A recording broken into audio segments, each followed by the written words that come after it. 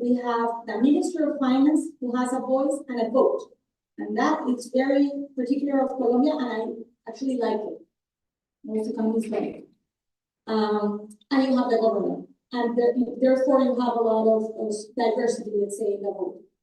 It has been very tense. This government does not have 2 members of the board, it has 3.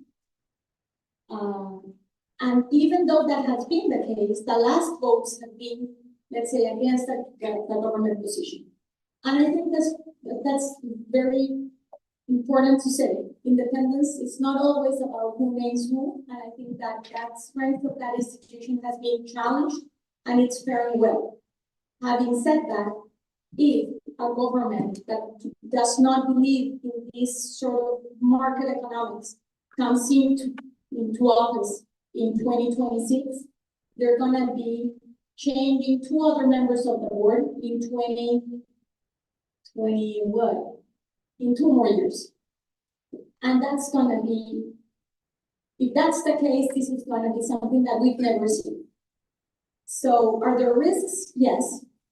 How has it been going? I think that not only it has been going the way that we expected it to be, but many people thought it wasn't going to be that way because many people like the more simplest explanation that if the government has a majority, then all it's lost. It has not been that way, and I think that that's something that speaks commandingly about the sector.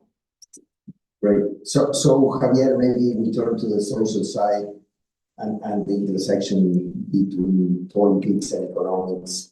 The political economy, what has happened in Colombia, the challenges going forward, and what has happened in terms of income distribution, social policies, how successful has been the government maybe to steer policies towards a more aggressive income distribution, more inclusive policies, etc. And what are the challenges for the next administration?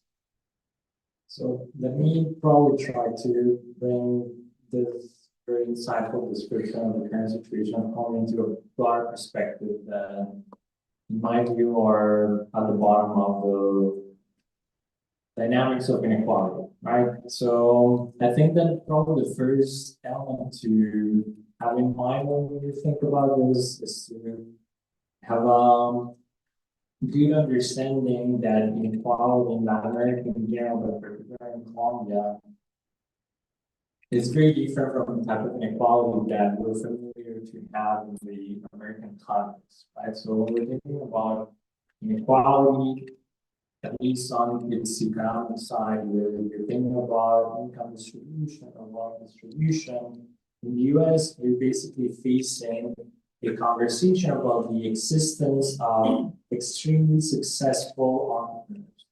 So billionaires like Elon Musk, Bill Gates, you name them, right?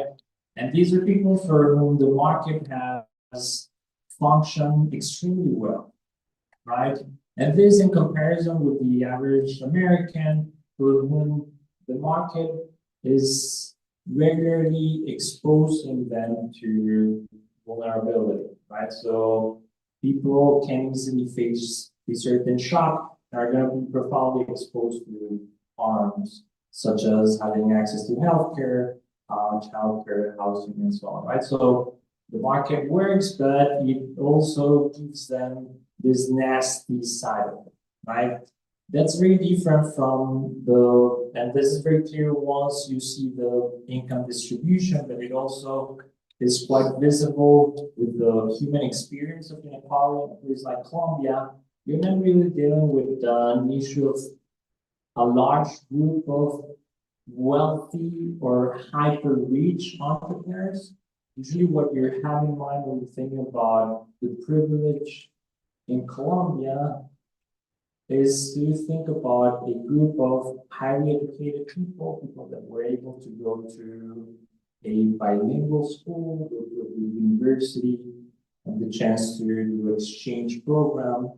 Many of those are people that get their income, not really from capital, but from labor income that takes place in a space of the economy that works fairly well, right? So urban settings where markets do work well, they're well connected to the rest of the global economy.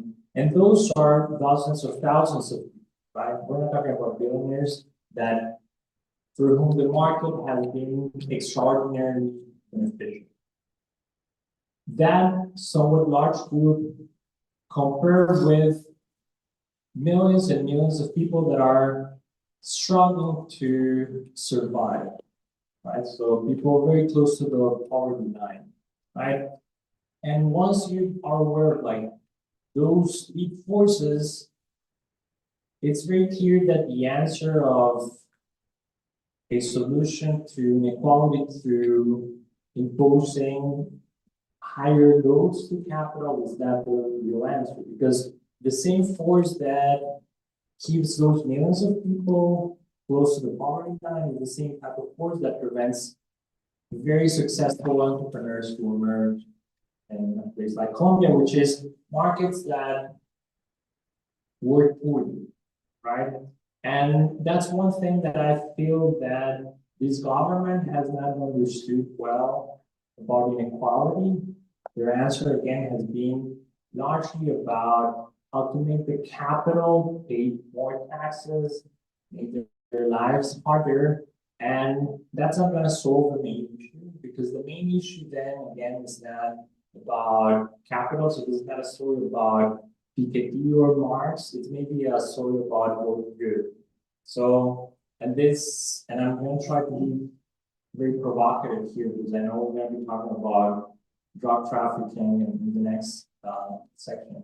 And maybe that provides a good example of something that is pretty profound about our society and what really considers as acceptable ways of generating wealth, right? So if you think about a successful activity in terms of social mobility in Colombia, it's hard to think about anything different than drug trafficking, right? If there's a path for someone who is poor to rise in the economic ranking, maybe becoming a gang member and trying to evolve their life, be a good path, right?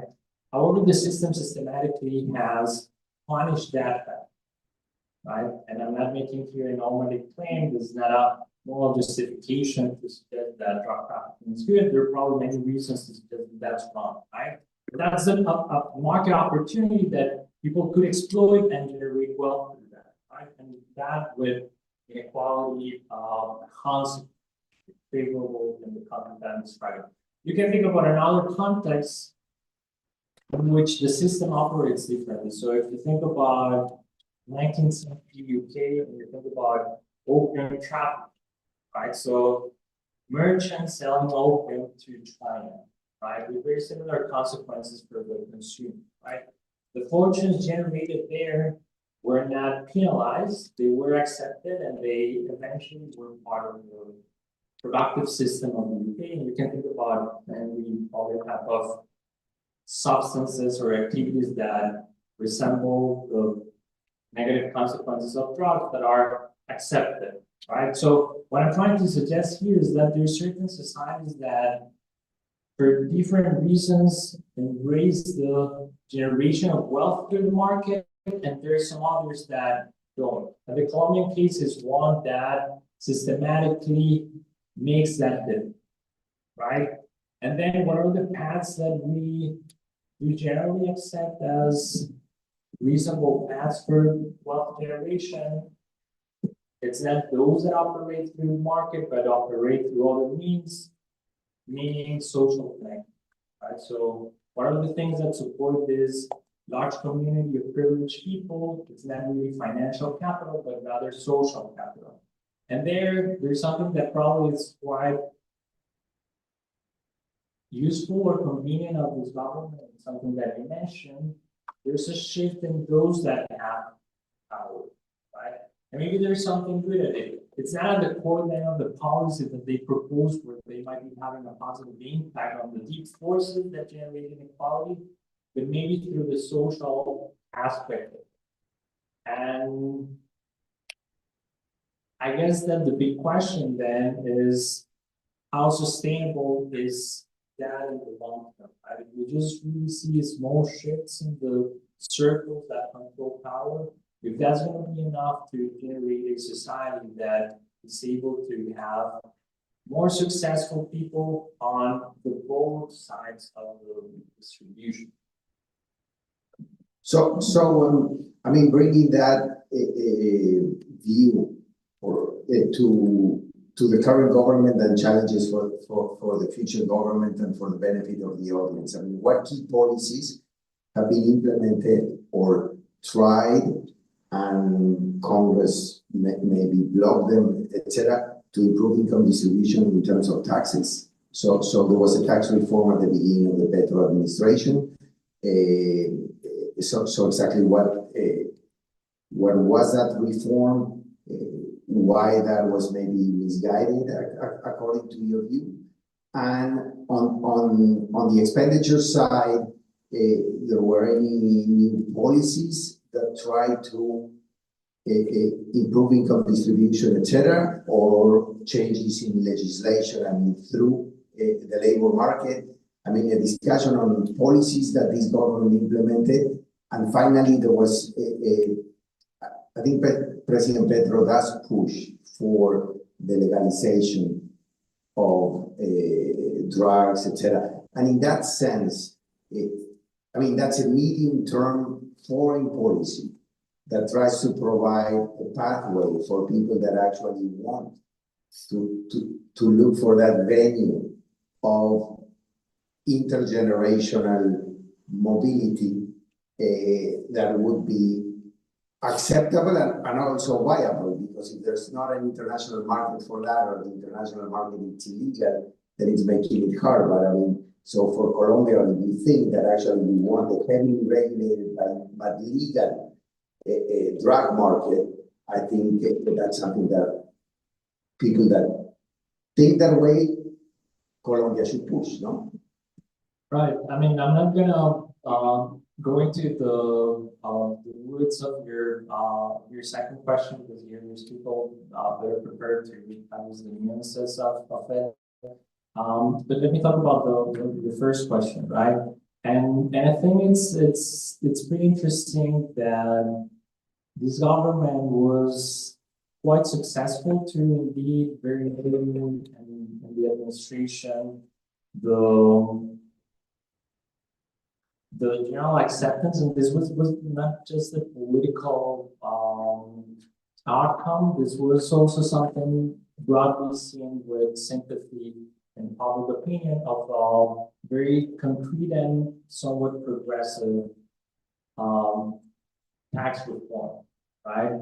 And I think that it illustrated very well the main approach in the short term of the government to think about how to find inequality, and that was to increase taxes on highly intensive capital activities. So, and this is probably something that is not particularly convenient from an efficiency point of view, but increasing taxes to very specific sectors, right? So this comes with lots of efficiency losses, but very consistent with their narrative that the problem of inequality in Colombia is a result of this very large capital entities that sometimes are specific individuals, or sometimes are big corporations connected to extractive sectors, for instance, right? That was very successful, and most of the effort there was on the taxation side, right? So there was very limited progressive efforts on the spending side, which probably is one that has more potential in my point of view, right? But so that first reform, I think, highlighted the sort of ethos that inspired their progressive efforts. Later on, it is true that the government basically didn't support any of the other initiatives, but that didn't mean that the government didn't perform policy on that one, right? Most of this through executive orders and very practical executions of the taxation practices, right? Probably, and going back to my point, the dimension in which maybe the government has been more successful in shaping the longer term forces of inequality is through their approach to the provision of certain goods that are largely seen as privilege, right? So their effort that, and there are many things to criticize about this type of policy, but trying to push for university education free for everyone, and this is not exactly what has happened in real terms. So the actual policy deviates from the large discourse. It's maybe more compatible with this idea that what it's relevant is to construct a society in which everyone can be part of the same community and they can feel ties around them instead of having very specific spaces where people are able to construct very concrete stocks of social capital that allow them to take advantage of the small number of opportunities out there, right? So again, what I think where the success of the government has been is to try to promote a different narrative of how society operates instead of their actual policy trying to shape surpluses across an act. Yeah, very clear. So, Andres, now we come to what you and I think is on earth, that we have worked on the fiscal rule in Colombia, and I haven't worked at the IMF, but I think when you look at Colombia today, I mean, the debt trajectory seems unsustainable, as Ana Fernanda was saying. After the pandemic, Colombia's fiscal position did not correct it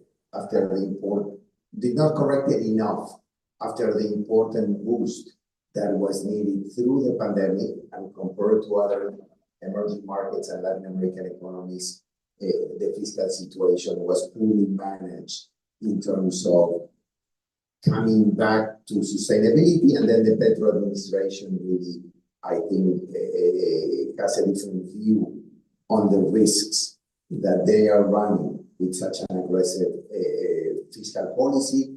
Colombia has lost investment grade. They used to have a contingent trade done with the IMF. They also lost it. So a lot of the safeguards of the Colombian economy that have significant increases in long-term rates, etc. So the fiscal risks are mounting, and that seems to be a very important issue for the future government. So I think it's great that we brought a presentation to make all these risks very visible.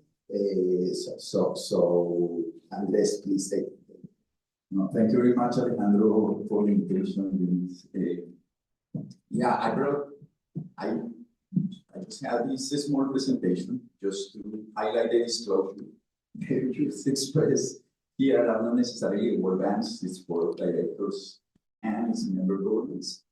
But yeah, I think, as Alejandro was saying, I think having a presentation that showing the actual data would be useful for the audience. So I want to give you three main messages. First, public expenditure has increased permanently after the pandemic, and the problem is that revenues have not increased at the same pace. And this is a difficult problem to correct. Why? Because expenditures are highly rigid. It's very difficult to suddenly decrease them. And I'm going to show you some data about it. And the current reforms, some of those that I was talking about, they are going to increase the future fiscal pressure. That's on the expenditure side. On the revenue side, taxes are already very high for a small share of the formal economy. So increasing that revenue is gonna be hard if we don't bring all the other part of the economy to contribute on that revenue. The second point is we have very nice institutional tools that were established for long-term fiscal planning. So one of those is the fiscal rule that Alejandro was talking about. There are two versions, one that started in 2012, and then a new one in 2021 that is a little bit more complex. I think it's better designed, but also that fiscal rule brought another institution, which is the Autonomous Committee of the Colombian Fiscal Rule, which I proudly worked for before. And that's a very important one because it produces data It gives statements that are an alternative to what the government is saying. And so that has been a powerful tool. But there is also another tool that was very, very important, which was this medium-term fiscal frameworks that started in 2003. In those fiscal frameworks, what you have to project how you see the fiscal accounts from 10 years from now. So that's a very good fiscal plan. But all these tools that we're having, they are not fully working to contain this mounting pressure of the that I'm going to show you a little bit why. The third message is interest rate on the sovereign debt has surged and are crowding out investment. And the thing is, the key ingredient to improve the fiscal accounts is growth. And that's also a key ingredient to reduce poverty. And if we are crowding out investment, then we're gonna be stuck in a low growth target. So we need to change. So let me start by showing you this expenditure, revenue versus expenditure. As you can see, from the pandemic 2020, expenditure increase, which was necessary as Alejandro was saying. The problem is we never took it back.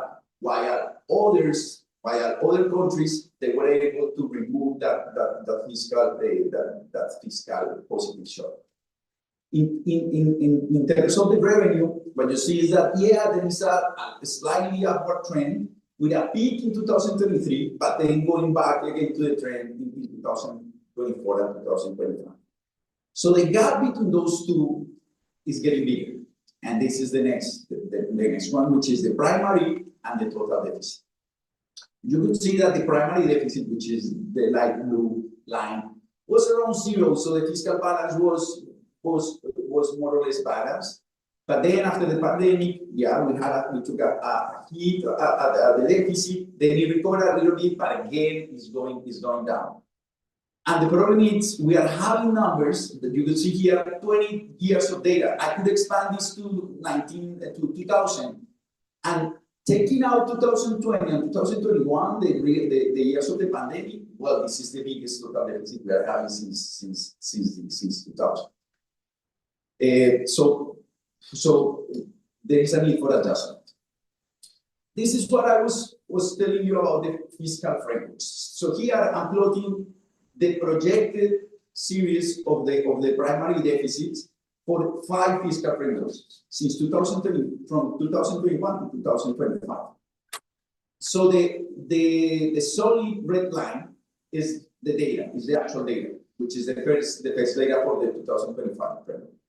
If you are below that line, it's because you were too pessimistic. If you are above that line, it's because you were too optimistic. And you could see that for 2021, the green line is below that red line. So at that moment, the government was more pessimistic, let's say, about the trend of the fiscal deficit. Why it was pessimistic? Nobody expected such a high growth. So because we had a huge growth in 2021, a recovery of 2021, 2022, we were able to have a better path for the fiscal accounts. So that's the reason why it looks so off this week. So that's good. We grew faster, then we corrected the fiscal disbalance faster. The problem is afterwards. So then you see that 2022 we were slightly pessimistic. So good news still because we were growing fast. The problem is after 2023. After 2023, you could see that all these projected ranks are well above from the actual data. So the fiscal programming is not having an effect, and that gap is widening with every year. You can see that for 2025. The fiscal framework said, the fiscal deficit is gonna worsen. So it's gonna be around, I think that's 2.8 or 2.6. Well, the latest update, which occurred 2 weeks or 3 weeks ago, it says, no, it's actually gonna be 3. So still we are having this gap between what we are projecting versus what is really happening. So we need to keep using the fiscal framework as a good tool to forecast what is going to happen afterwards. This is showing the rigidity. Around 90% of the expenditure is rigid. It's difficult to remove. Part of it is because you have interest rates that you need to pay. Part of that is because you have pensions that you have to pay, and that's gonna be and that's gonna be even it's gonna be bigger that chunk of expenditure that we need to give to pensions. Health is also a mounting pressure. And then you have the SGP, which is the money that you transfer to the national governments. There was also a reform on that front, and that is also expecting to give more and more transfers to the subnational governments, and it's not clear it's not clear what objectives they need to fulfill in order to get that money. So that's again another reform that is going to increase that.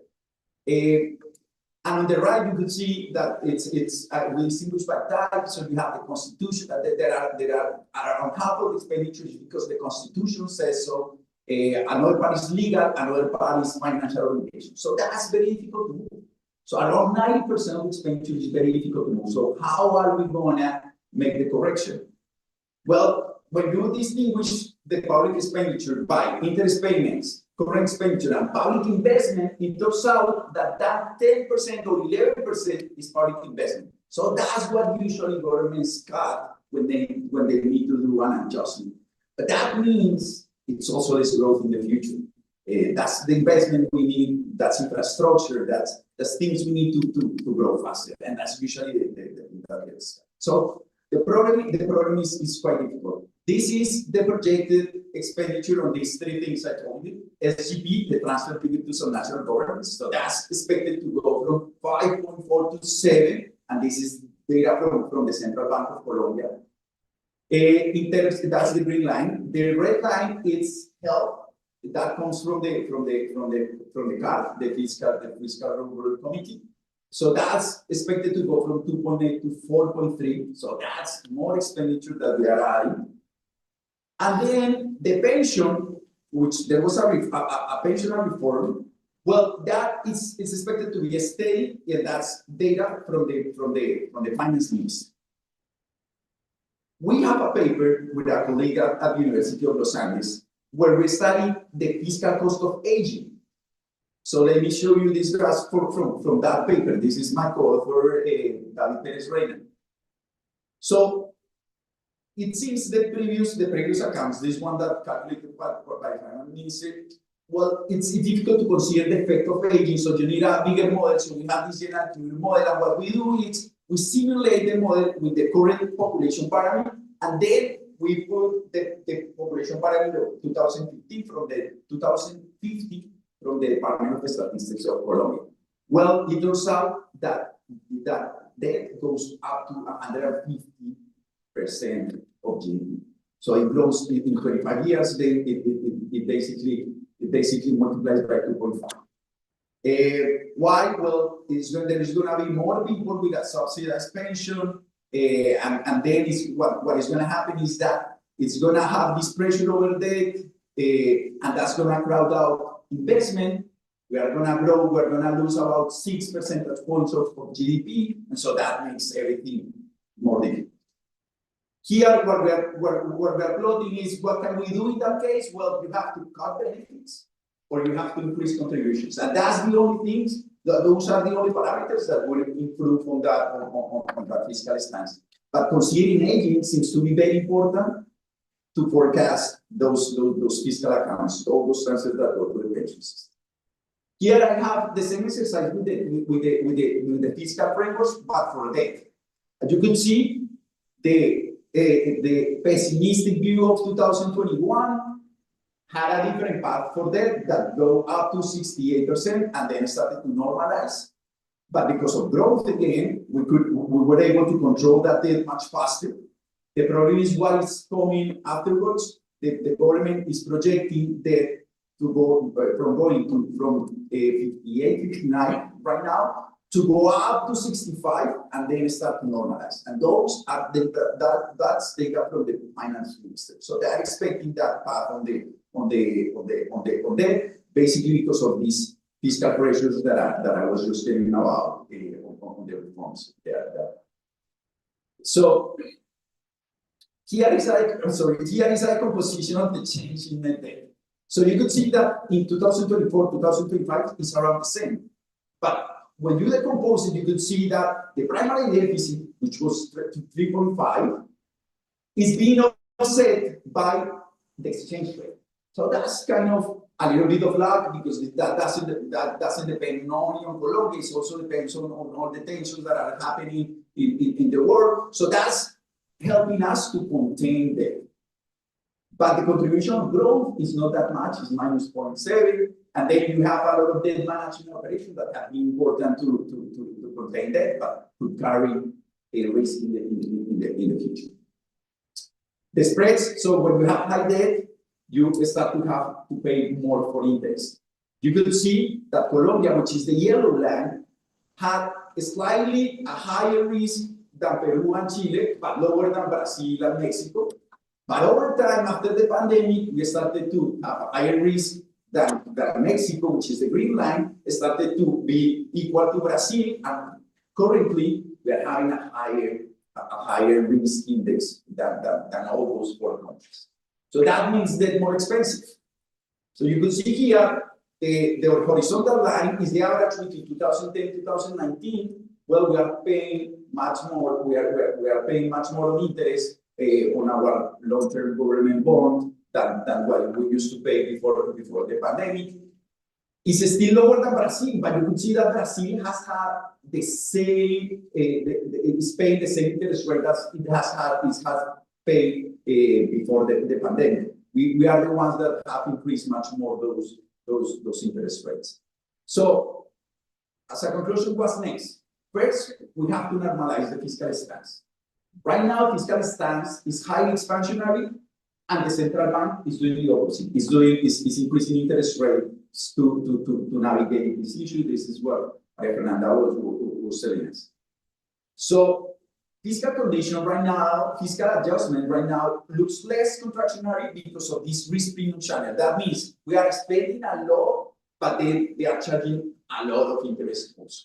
So what we expect is that if we reduce the fiscal, if we do this fiscal adjustment, we will have to pay less interest rates. There will be more room for private investment, and then we can grow faster, and then we get into a good cycle.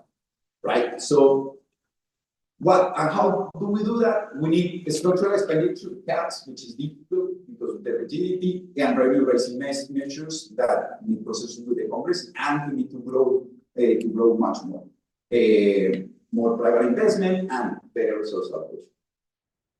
Thanks. That was very, very clear and sobering for the next government, given the fiscal challenges that it faces. So, I mean, given that we have 20 minutes and we want to leave some space for questions from the audience, why don't we finish with a relatively short second round where each of you focuses on what do you think are the three key issues, policies, reforms that the next government should tackle in the first year. So we start with you. There's a mindset problem. And I think that the first thing that the next government should tackle is the mindset problem.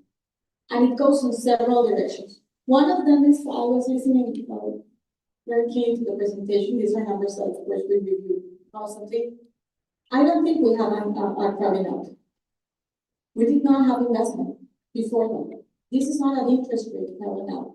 This is a mindset crowding out. It's the idea that we are not growth focused. Not the public sector, not the private sector. We lack ambition, and we have too many lawyers. So the first point is that we do need to see people on the table thinking differently. Because many of those rigidities is because in some way in Colombia we think that if the law says so, the constitution says so, then people are not going to be good. And that's it. So the first thing is that we need to see more people on the table because we need to change the equilibrium. We need to change the equilibrium with the constitutional court. at the level in which we are trying to protect rights right now, we are hindering growth. We need to stop thinking, I hadn't heard it that way, and now I'm super happy because I have an idea. It's yours, but I think it's a super beautiful new idea. This thing about we taxing capital, what capital? If we don't have capital. And we didn't have it before. The thing is that when we look investment over GDP, that's been falling since 2016. What happened in 2016? Oil prices went down, now they're going up, so that's a new chapter for me. But that means that there's a lot of investment that we are lacking. And we need to be focused on that. So I would go for a tax reform that just welcomes every capital investment that we have, even if we have to tax some other stuff, like consumption, which I really think that that's the most progressive part of our tax structure. But if we do not bring people into the table to change the way that we discuss things, it's gonna be too hard. So this is not political propaganda, but this is the first time that I see two very different political trends joining in a project. If we could make a contagion of this, if the country would understand that we need to navigate different ideas in the same way, maybe we are able to change our mindset, because we have been adamant in thinking that there's one good way of doing things, and if it's not that way, it's the highway. And that has been our doom. And I think that if we are able to actually make everybody bring to the table a part of what we need to give, where we, in first person, need to change the way we do things, that is the first reform that we need. So economists are gonna say it's fiscal, but you're not gonna get a true fiscal reform if we do not change that mindset. And then the health people are gonna tell you it's health. But we're not gonna get a health reform if people do not come to the table and say, we need limited benefits. That's the social contract. That's not an economic regulatory problem. So if we are not able to bring people into the table and just renounce a certain amount of reason in that discussion, I don't think we are gonna be able to get to the equilibrium we need to come out of court. Thanks, and I guess part of the changing that mindset and the problem that we face in Latin America, we were holding this panel for Mexico, for Peru, etc. Nobody's talking about technology. So the world is changing at a speed that it's hard to believe, with implications for every policy aspect. And sometimes in Latin America, we keep discussing the same issues that we have not resolved. But many times technology is out of the conversation. It's out of the government visibility, etc. And the private sector as well. So yeah, it's not about government really. Yeah, but it's society in general. So Javier. Actually, let me try to connect both of your comments, because I think they are part of something that I'm extremely concerned about, and is the disconnection of the public discourse and the actual problems of society, right? So most of what we discuss here are very practical, concrete problems, right? But when you look at the conversation that is taking place, and that translates into the electoral outcomes, it's about an entirely different thing, right? So I heard this, and unfortunately I haven't checked this myself, but currently in the program of Cepeda, which is the leading candidate, something like 35% of people seem to be eager to vote for him. The word Uribe appears more times than education, infrastructure, investment, than any practical thing, right? And I think that illustrates very well that the public conversation is about the past, is about abstract conflicts about our past. In the Colombian case, it's basically two big themes: the historical origins of inequality and the responsibilities of the conflict of the late 20th and early 21st century, right? And we're living in that world.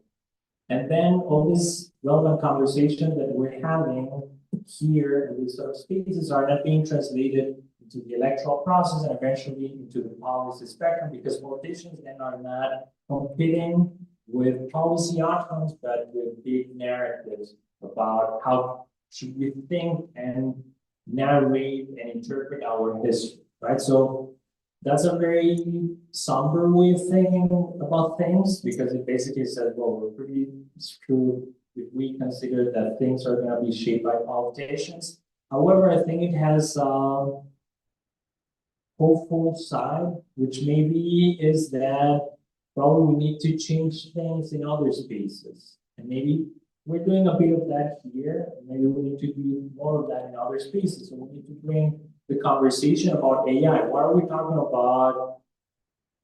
If Uribe should go to jail or not, maybe he should to prison. Like, that's not going to change the country, right? And AI is happening, and that's what we should be thinking about. And maybe that's what we need to push for, those type of conversations. And probably that's what is going to be more impactful. And that's certainly not happening at the electoral sphere, but maybe can emerge from other spaces. So the type of initiatives that we're having probably are going to have a much higher impact than what you might anticipate. But anyways, I thought both of your comments had like an interesting intersection. Thank you, Andres. Thank you. Well, I would say the problem, so you would separate this between short run and long run, and this is a long run problem. So I was showing you the fiscal problem, and this is a short run thing. I agree with Ana Fernanda, it's not just investment. This is, for me, this is about productivity, right? Which is the next step. There are data showing that if we have same productivity as US, the levels of human capital we have, the levels of physical capital we will be around 70% of the GDP of the US. So the big gap is productivity. And we have had those problems since the import substitution era, before the 90s, then in the recession period, again, very weak growth of productivity, and now the new era of again industrial policy and all that is still very low productivity. So the problem is there. How can we improve productivity? One, it's better allocation of the resources. Yeah, we have a very contaminated set of rules that is difficult to thrive through them. But second is business dynamism. We should make that easier to start a few, to close a few, and we make it very difficult, right? So you need also for that. So you need good entrepreneurs, and I connect this with what Javier was saying before. We need good entrepreneurs, but we need a good environment for entrepreneurs. We need a good financial system. We need human capital. Like, it's not just colleges degrees, as I was saying. We need more engineers, right? Because we need to create products and all this. We also need an environment for risk-taking, and we need to be involved more with the international competition, with the global competition. We need to compete abroad, and we usually are a very close country in terms of immigration, in terms of importing goods, and that's where the technology comes from, and that's where you have to absorb the technology to create new technology. So we need to be involved. Thanks. So I mean, I think this conversation has been extremely deep and extremely broad, and I think this last round, I'm thinking about it, changing mentality and changing attitudes, and a much more forward-looking view, entrepreneurial view on how to do things. It's interesting to develop it a little bit more and to try to push it forward, and this, I mean, the combination of the first two answers, I mean, this changing mentality, let's stop looking backwards and let's move forward, should be extremely refreshing for politics in Colombia, but also in many places in Latin America. And with that, I think we can take maybe a couple of questions from the audience, and then we go back to the panel. If you have a question, just raise your hand and we will give you a mic.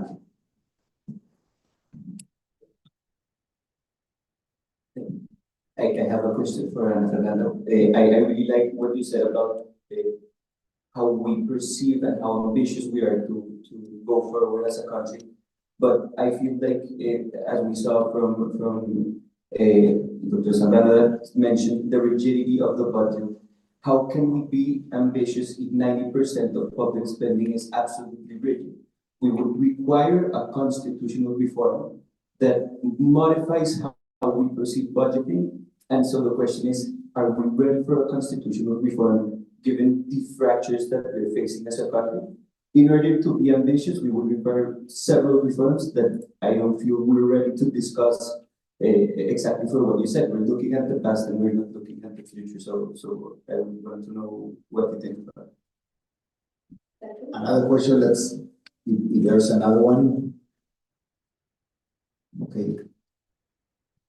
Yeah. Thank you. Piggybacking about what Alejandro said, we never discuss about technology and innovation in our country, but it's very difficult to do that when we're stuck in the past sometimes, right? Like, we want to make new entrepreneurs, have new Elon Musk, but we're still fighting and trying to have sort of problems. How we can innovate in a country that is so tied up to the past right now, and how we can try to move forward with innovative ways, I don't know, like create Alex system or something around that, without leaving behind the structural problem that we have in all economies, in the rural sector, and how can we move forward with that? Okay. So I think one of the questions was addressed to you, Fernanda. So we can go back to the panel and each of you can answer parts of both questions that you feel or you have something to add. Don't you find it really interesting? Because it's not a constitutional reform. We need a constitutional interpretation. It's not written in the Constitution. It's a constitutional rule, which is set by a group of people, very competent group of people, who think that the only way of thinking is that one. And who have been able, and this is not a criticism to the Constitutional Court, I could make the same case for many of the places I have been sitting for so. But it's just like, this is a humanly created problem that it's 100% solvable by human beings sitting down at the table and saying, this country, and it's so, I am not thinking about the decent word to say, but the country is distorted. And we keep thinking that this constitutional ruling is really protecting it. Why is it that we are not able to gather up these people and say, we have a true problem here? People are killing themselves, and they're hungry. But here we are in our high moral seats, thinking about the constitutional protections of everything that we have really left unprotected. And we have not been able to bring in this dialogue because judges are autonomous, which it seems to be that in Colombia, the synonym for that is autarkical. So that's what I really mean about the mindset. It's not only about the mindset of productivity, the mindset of ambition, but the mindset of stop thinking. Did everybody see Kung Fu Panda? If not, you should. Because Colombia lives in that control illusion of the red panda. So we need to go to, not to Master Shifu, but to the turtle. We keep thinking that because we wrote it down in the Constitution, and it's mostly, again, as I say, constitutional rulings, which are changeable. We can change them. But we need to sort of bring in a dialogue in which we need to say, we screwed up. If this is the result, we screwed up. This cannot be the result of a true constitutional prediction of anything. Where did we screw up, and how do we change it? And let's change it in a way that you do not lose your face and you keep looking at a very reputable constitutional court, but this cannot be the result of what you wanted to protect. And I'm not only speaking about the constitutional court. I'm speaking about many different instances in government. When you're in government, the way that you show results, the day that you come to the rendición de cuentas, is how many decrees did you produce. And we actually count them aloud. Is that a stupid way of thinking or not? So again, it's that we need to shape we really need to be more ambitious in the way we think of our country. Because right now, we are rich in every way that matters in this modern world. We have energy, we have water, we still have some young people, but we're captured by grievance. So I haven't read the book, but last time I was here about the Age of Grievance by Frank Mooney, because this is what has captured us. We spend 100% of our time disputing about who did what to whom, and who deserves to be done what to where to be resolving this grievance. So we are not talking or moving towards any progress because we are leaking our wounds 120%. And that includes the central bank and the economists and the constitutional court. Can we change it? Yes, but we really need to see it and say, this is stupid. You're captured by things that we decided amongst ourselves. That requires a very strong leadership in changing the way we think. But it's not about real things. We're captured by words. And that's what's really frustrating to live in our country, because it's not real. We could be changing the conversation if we wanted to. And the first innovation is us.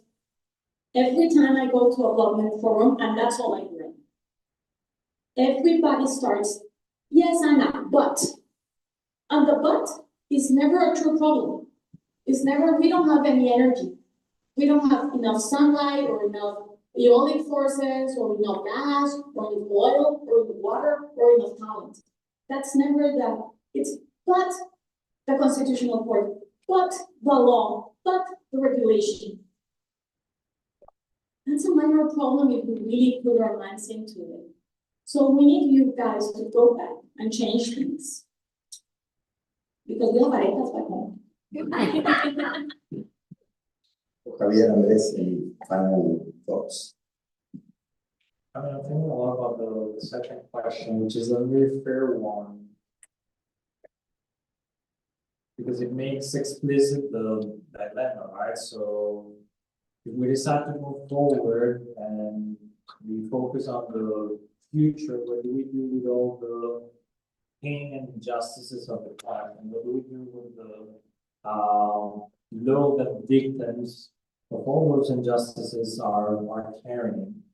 And I think that the unfortunate answer to that question is that maybe we're not ever going to be able to fully address those kind of things. And we need to, and this is not very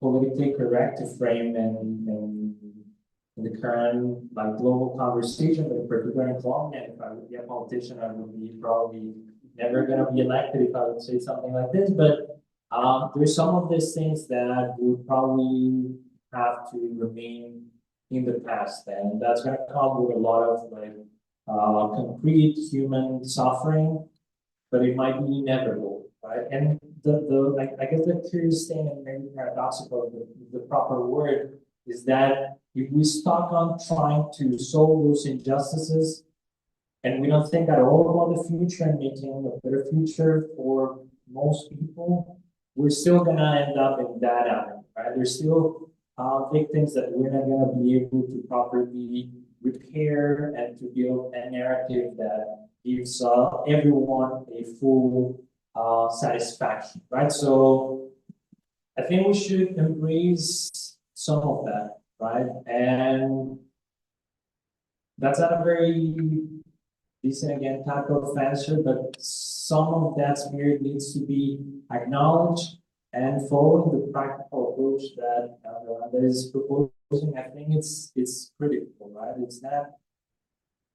So we need to see our social configuration. A lot of that is institutional design, but be aware that many of that is cultural, like delivery, right? I love the way in which you describe, and I'm sure you have the best reasons to believe this, that the stability and independence of the central bank doesn't really come that much from the institutional design, but a lot of it seems to be cultural.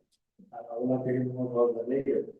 But so we need to acknowledge then that we can change the system And a lot of it requires the willingness to do it, right? And that needs a practical approach that requires to bear a bunch of human costs that, well, we need to be aware that it's part of the bill, right? And that would be the spirit with which I would follow that conversation. Thanks. Yes. Fortunately, Javier answered the most difficult part of that question. So let me give a couple of ideas of how to strengthen the social capital. For me, it has to do with what I was saying previously about the business dynamism. That any person can start a business and be successful if they work hard.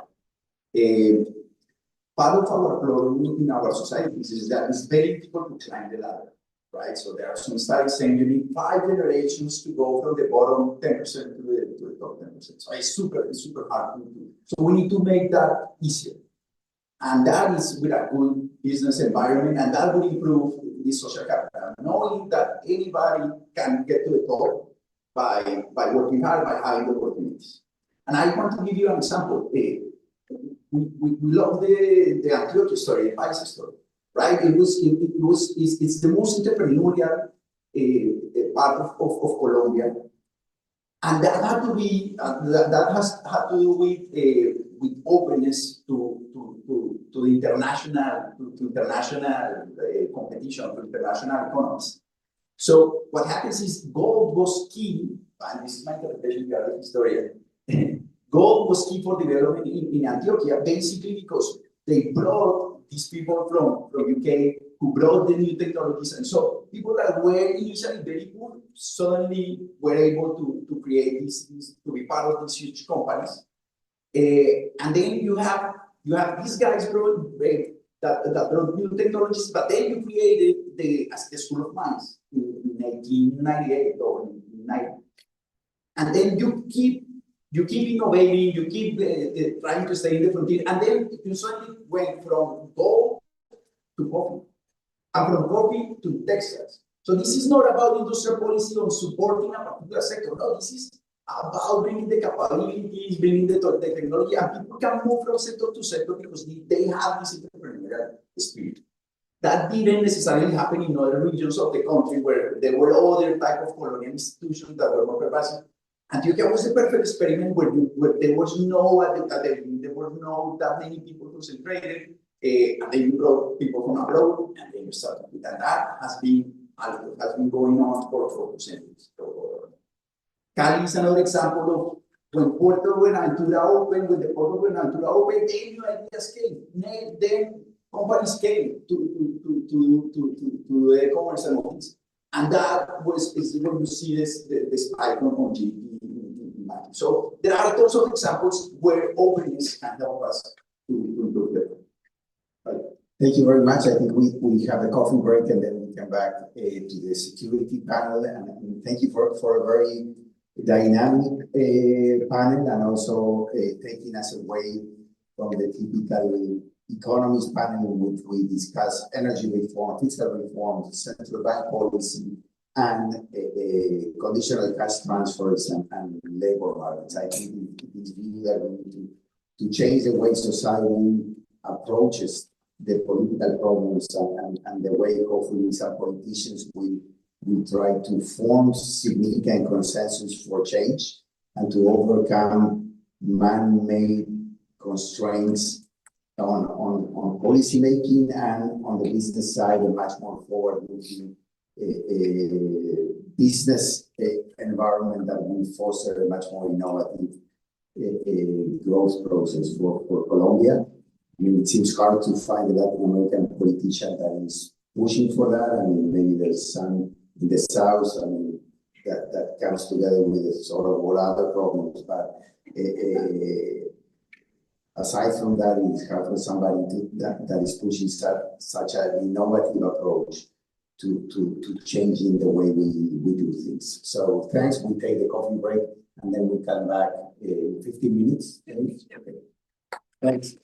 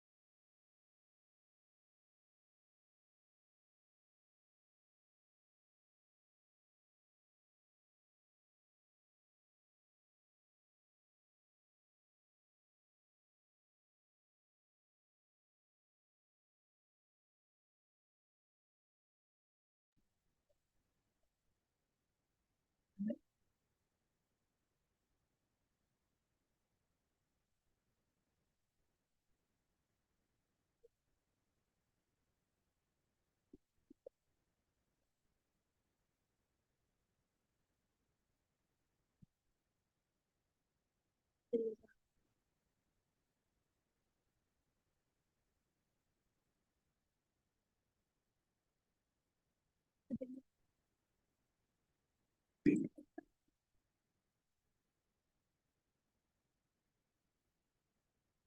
welcome everybody, to the second, panel, second session of today's very important and timely conference, on Colombia. Just had a very, I think, stimulating conversation on, economic challenges that will confront the next administration in Colombia. It takes office on August 7th.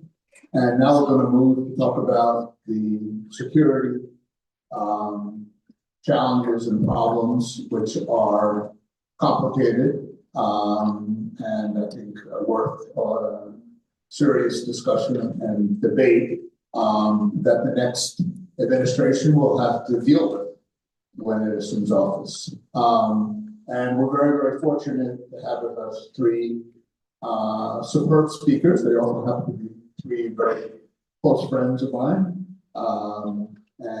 So it's a special pleasure for me to be able to have them here to share their expertise, which is considerable on these issues, and to lay out what they see as the current situation and what the next administration might be thinking about, and in terms of tackling these problems. Now, the security issue has been around for a long time in Colombia. It's not a new issue. I went to Colombia to study 50 years ago, and it was an issue then, and continues to be an issue today. It's evolved considerably, and so we want to talk about its current sort of manifestation. But it's certainly been on the policy agenda and on the political agenda in Colombia for a long time. We're gonna three panels and just introduce them briefly. Their bios are available to all of you. Maria Victoria Llorente is the executive director of Fundación Ideas para la Paz, which is widely considered Colombia's leading think tank on peace and security issues. And Maria Victoria has held that position for 20 years now, since 2006. November. We're going to celebrate, she'll mark 20 years in November as executive director. Excuse me, I got ahead of myself a little bit. She has 25 years experience, though, on dealing with these issues. She's got studied political science in the University of Los Angeles, and so there's no one, I think, better to talk about these issues than Maria Victoria. She'll be followed by Roman Ortiz, who also has 25 years of experience dealing with security and defense issues.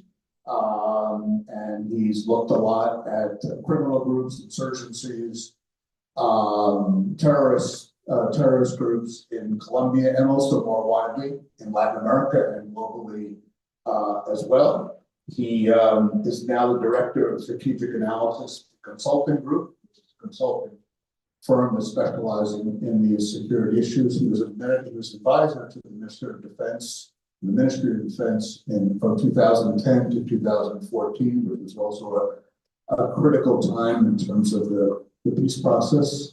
So he's very familiar with that as well. And he has his doctorate in political science from the University of Complutense in Madrid. He's Spanish, but has lived in Colombia for many years, and now he's based here in Washington. So we're delighted to have Roman with us. And finally, we're going to turn to John Walsh, who's a very good friend who's been at, he directs the drug policy program at WOLA, Washington Office on Latin America. He's held that position since 2003, I think. So again, he also has incredible experience on following the drug issue and trying to come up with more effective, humane approaches to dealing with the drug issue. And nobody has got knows this issue as well as John, so we're really happy to have him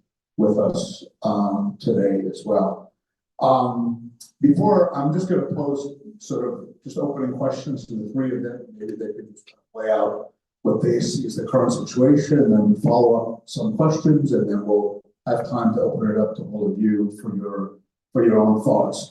Before starting out, let me just, again, thank Georgetown Americas Institute and especially Denise Yanovich and Kate Lancet for organizing this and for inviting me to be part of it. So I'm really grateful to that and to you for all the great work you do on a variety of issues, and certainly for this very timely conference. So Maria Victoria, let's start with you.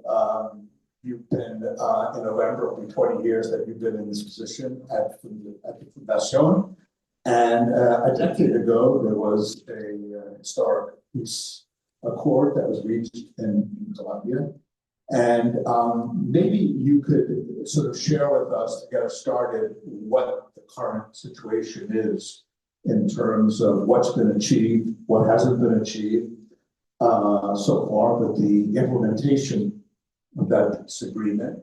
And also maybe talk a little bit about what the current and outgoing administration has its priority in terms of total peace, and where you see that, if there's been any progress, problems, and again, just to get a sense of what the next administration is going to have to deal with. I think that would be a useful way to get us started. Thank you.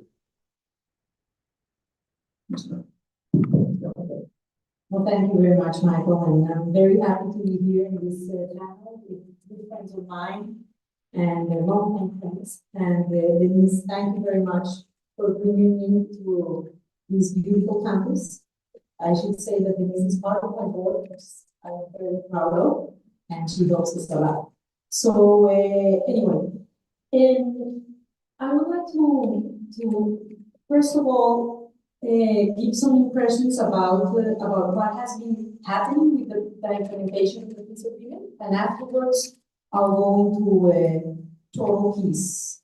So first of all, yes, we signed this peace agreement 10 years ago, and I think that the implementation it's pretty mixed, you know, because there has been some achievements. Important achievements, and I would say that the major achievement is that Colombian armed conflict as we knew it ended, and that's for real. And I think that Anna mentioned something in the previous panel about the importance of having real alternation in Colombia, at least ideological alternation, which we didn't have for many years in our country. So one can say that one can be against Petro's policies, but this is for real, and it has been reassured in the past elections a couple of weeks ago. So that is very, and I think that the door for that achievement is precisely the peace agreement, and I believe that, and if you see some of the issues that major concerns for the opposition in Colombia about for this peace agreement was that the FARC were going to take over the country. That didn't happen. The FARC, they became a legal party, and they just lost their I don't know how you say that in English, but they just lost in a major way in the last elections, no more than 10,000 votes, and it's finished. Though we have a lot of dissident groups, but that is another story which I will come afterwards. So yeah, I think that is a major achievement for our country, because in the same sense, and I love the way the previous panel the last part of not that the presentations were good, I'm sorry, but the last part of the panel, I think that it is it was something catch me, and I really think we are trapped.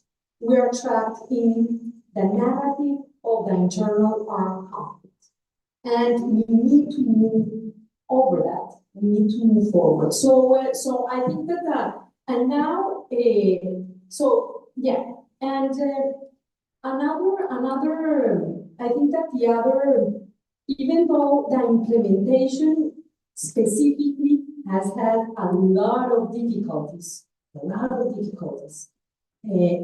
because the peace agreement was more like a roadmap for the development of the country for the next, they say 12 years, well, I say 50 years at least, because it was trying to tackle those entrenched and structural issues about that most of them had to do with ongoing violence in Colombia.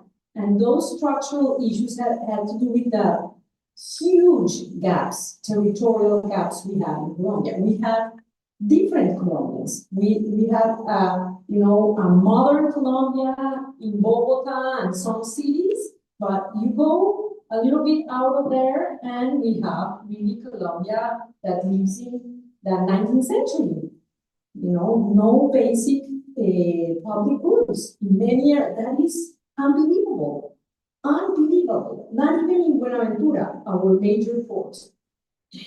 So okay. So in that sense, I think that the peace agreement gave like a roadmap to tackle those major structural issues with regards to our rural development in specific areas and also focusing in the most violent areas and with specific programs, and also dealing with the drug issues in Colombia, the drug problem in Colombia.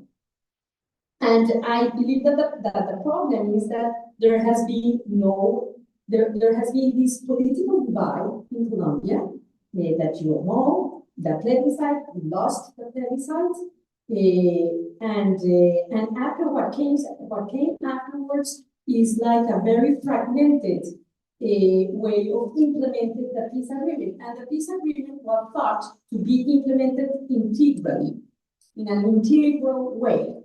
And this is something that we have never been able to do in Colombia, to do integral approach to these sort of structural issues in peripheral areas below. That is our main structural problem nowadays.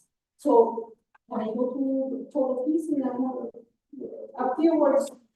Okay, on total peace. Just I will just say that there are some just to lay down like the main legacies of total peace, and I will mention rapidly only three, you know. So the first one is the extreme acceleration of the expansion of armed groups. So this is something that was already happening in Colombia right after the demobilization of FARC, because it was very difficult to change conditions in these specific areas where FARC used to rule. FARC used to rule in many areas of Colombia. So how do you change an economy and a governance, local governance, from a day to another after the demobilization of the ruling group? So that is the issue that we haven't been able to tackle and change until now. And with total peace, what happened is that the government decided that they were going to negotiate with all of the groups, and they had this idea that they were going to reduce violence and humanitarian impacts that were already in place. And that didn't happen. That didn't happen, and that is the first thing I have to say. And what happened is that, and now the groups grew like 85% in the past 4 years. They are already in more than that, they have influence in more than a half of our country, of the territory and municipalities of our country, which is huge. That used to be more or less what we had in the late 90s, early 2000s, the worst period of our conflict, but with different groups. These are different groups fragmented. This is not a vertical war. This is a completely horizontal war and conflict. So we have that. And the other thing that I would like to say is that this total peace is going to leave like a number of processes with no clear future. So we can address that later. And the last thing I would like to say, which I think it's very problematic, is that it has left like a very consequential institutional like weakening. It has weakened more the public trust in our state more. It used to be very legitimate in many areas of Colombia. Now it has worsened, but also it has sort of weakened also public trust in negotiation as a legitimate tool of the state, and trapped us more into this divide between peace and security, which is completely nonsense. Great, thank you. Very, very helpful to get started, and we'll follow up on some of the issues because they're very, very interesting. Roman, let's turn to you now and maybe pick up on Mayor Victoria's talking about the expansion on groups. You have a very good understanding of the security landscape in Colombia, how it's changed from the past, and what are some of the new elements, and maybe you can address those. Thank you. Thank you, Michael. Let me start thanking Denis Janovich and the Institute, America's Institute for Education. And going to your question, let me start saying that usually the security crisis we are dealing with is always new and always the worst security crisis you are dealing with, because it's the problem you have just in front of you. What I am going to try to do very briefly is to tell you a little bit what I think is not so new in the Colombian security crisis, because I think there is a general consensus that the country is going through a security crisis, but it's basically a re-edition of previous crises in Colombia. And then a few things which make this crisis this time particularly dangerous and particularly difficult to manage. Okay? So let me tell you very briefly what I think is old, which is far from new in the present security situation in Colombia.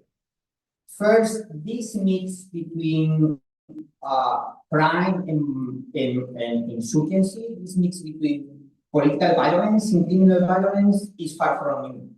Okay, has happened several times in the past decades in Colombia. I am going to give you later, when I finish my list of all things, a couple of examples. Second thing, this kind of fragmentation of the landscape of anti-state forces is also very old. Okay. And third, you know, this idea of the geography of the war these days in Colombia, the geography of violence is really very, very old. And for anyone who is more or less familiar with the Colombian strategic landscape, if I mention violence is taking place in places like Catatumbo, Arauca, Nariño, Cauca, Putumayo, Bajo Cauca, all these places are going to sound to you very familiar. So all these things I am telling you are really old. And I am going to give you a couple of historical examples just to show you how old they are.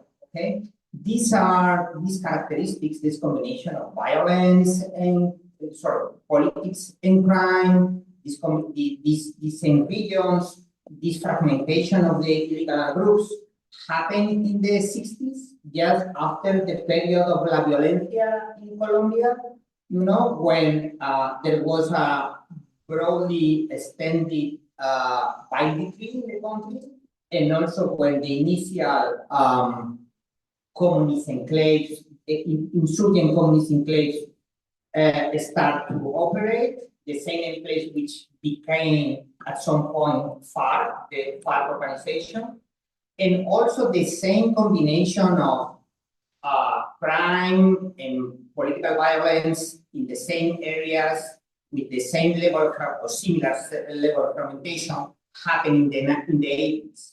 If you remember in the 80s, in Colombia, we had a really long list of insurgent groups, starting with FARC, then ELN, then M19, then in LAME, and so on and on and on. We had also the emerging paramilitary forces, and finally we have the large cartels, the Cali cartel, the Medellin cartel, and so on.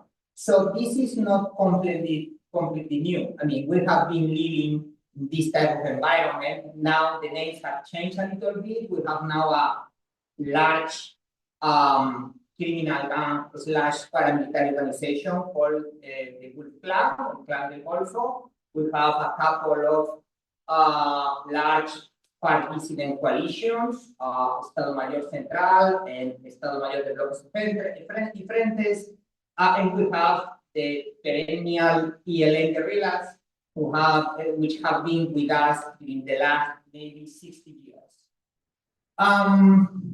So this is not new. This is not particularly new.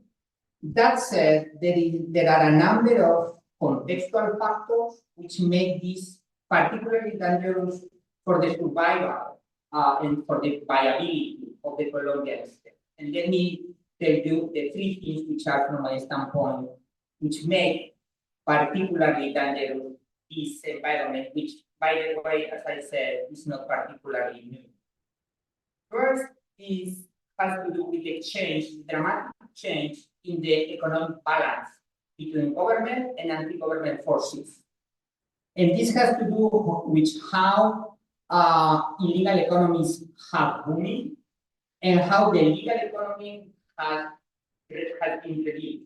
Okay, and I am going to give you just here, I wrote a couple of figures just to give you just a minimal data, okay? Oh yeah, here. In 2013, Colombia produced more or less 1 million barrels of oil per day and had a potential production of cocaine estimated by UN around 290 tons. Okay. In 2024, I mean 2 years ago, Colombia was producing 775,000 barrels of oil, more or less 25% less, and had a potential production of cocaine of 3,001 tons. So, I mean, this means basically the economic basis to sustain the government security apparatus has become much smaller, and the economic base supporting the criminal / terrorist or insurgent groups have become much bigger. And this obviously means, and you can check this if you look at news or you talk with someone connected with security efforts in the country, the illegal groups are getting better weapons, better communication systems. They have provided better salaries to the members, and so on and on. The second factor, which I think is important to keep in mind, is the radical change or significant change, if you want, in the regional context, in the regional environment. And this has to do with two key issues. Number one is, and I know this is going to sound to you a little bit weird, but one of that have to do with what I think is a reduction in the US capability to provide long-term stable security assistance. And this has to do with a number of political factors here in the US, including the fact that there is a reduction in the confidence of the US security establishment about the effectiveness of security assistance, and also that security assistance for Latin America has lost dramatically the bipartisan nature which had allowed it to remain a stable ingredient in the efforts developed by the US to keep the region stable and secure, and obviously this affects particularly to Colombia. And my final point, which is something which is not mentioned so frequently, but I think is going to become critical, is the emergence of new military technologies, which are easy to get for the illegal groups. I am going to give you a couple of examples regarding particularly drones, which is the tool which is these days in fashion, but we could discuss more of the same thing about, for instance, cyber. Okay, but just to speak about drones. Drones are easy to get. I mean, it's very difficult to control drones because it's a civilian technology. So illegal groups can get it easily from the free market. Second, they provide a unique capability the illegal groups have never had. Basically, the capability for deep strike beyond, the line of contact between illegal combatants and the security forces. And third, and this is very important, drones are more cheaper. Are weapons for offensive, and it's very, very expensive to protect any area, any force from the attack of drones. In other words, it's a tool for disruption, not a tool for protection. Okay, so this combination of factors introduce a game changer in terms of the strategic balance and the operational balance between government forces and illegal groups. We are starting to see this in Mexico initially, and now in Colombia. I think we are in the beginning of something which is going to become much more consequential. So I think these three things combine more money for the illegal groups, less US support for the government, combined with the, I forget to mention this, the arrival to the region of a number of non-state powers, including Russia and other countries, which are making much more complex the regional geopolitics. And finally, the introduction of these new military technologies are making this time for real, this security crisis really serious for the viability of the Colombian government. Great. Thank you, Roman. Very interesting, and certainly your point about drones, we see that playing out today in Iran, in the war. So that's quite, I think, very relevant, I think, in the Colombian case as well. I had a few questions, but let me, for you, I'll follow up maybe, but let me first give John the floor, and maybe picking up on some of these issues that have already been laid out and looking at the drug issues specifically, and where you see things stand in Colombia today in terms of production, addiction, sort of the mix of drug policies, and also the constraints that any government in Colombia will face in really effectively tackling this issue for the next administration. John.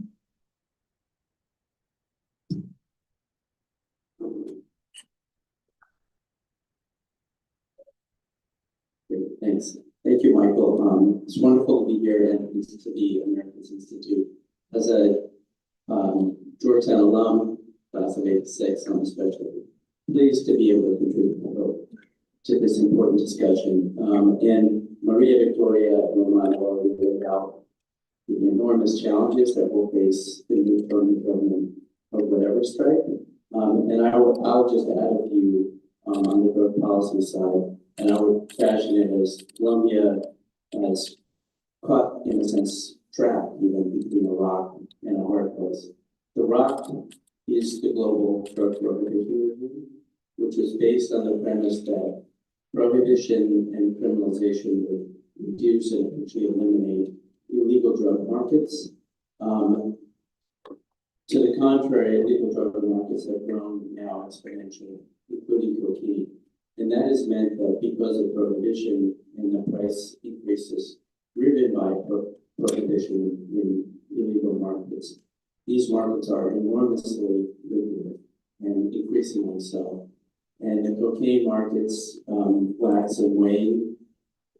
They are waxing now to the point that Colombia, which is the epicenter of cocaine production now for decades, is having its highest cocaine production, highest coca acreage and production, and the global market continues to grow and become increasingly profitable to the point that even as the U.S. cocaine market plateaus or even stagnates, that's more than made up for by growth in the European market, in Latin America, and Asia.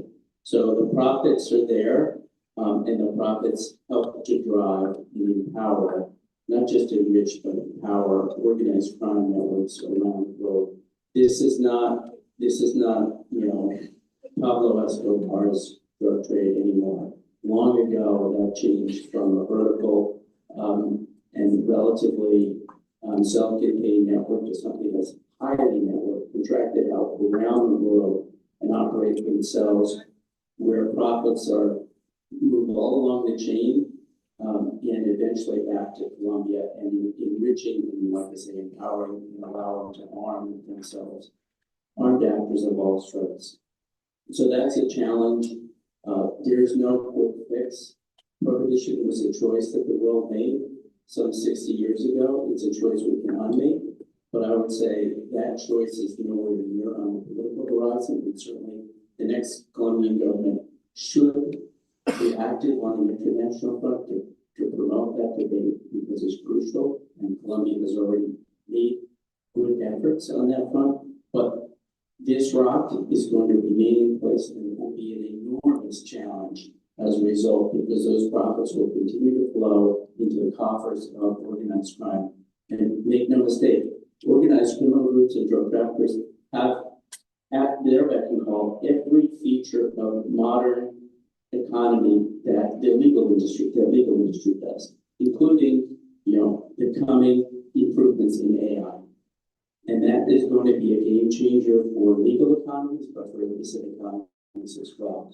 Law enforcement has always struggled to sort of keep up with the innovations and the flexibility, the adaptation, and the ability to elude and adapt to law enforcement pressure and rivals. I think that will continue to be the case in a way that is going to be especially challenging for Colombia, especially given the gaps that have already been mentioned and the relative growth in strength and presence of armed actors. So that's the rock, and the rock is significant. It needs to be factored into any expectation about what can be achieved by any Colombian government. The hard place is a predatory hegemon to the north. That's not my term, but now I think it's an apt one to describe the Trump administration in particular. A hegemon that is in particular set on leveraging against its own allies. And if there's an ally of the United States in Latin America, it's been Colombia. But Colombia has already seen, of course, the politics of who's diametrically opposed. Colombia has already seen how the Trump administration is going to use its leverage to play hardball. Now, with the new government coming in, the Trump administration still in place. Coca acreage at all-time highs, cocaine production at all-time highs, and an administration has already shown that it has decertified Colombia and will use sanctions of all sorts. The pressure to eradicate to return to forced eradication, even to spray, which I would say should be off the table, and to even step up interdiction more is going to be immense. Those indicators, it must be said, don't necessarily, and I would say structurally, cannot serve Colombia's own interests, which, from a national interest point of view, need to be focused deterrence against the most important armed groups and criminal actors, be it law enforcement with the military component, and be it filling these public good gaps that have been enormously gaping, especially in areas where coca growing is prevalent. So Iraq, a hard place that is going to increase the pressure, predictably, hopefully we won't have it, on the new government to double down on the indicators of the approach to the drug war that have already failed enormously. That said, the new government doesn't have no tools at its disposal. I think this concept of focused deterrence, which hopefully we can return to, would be enormously important. I don't think it's theoretical in the Colombian context for the most part. It has successes in the United States, for instance, but the context institutionally, of course, is very, very, very different.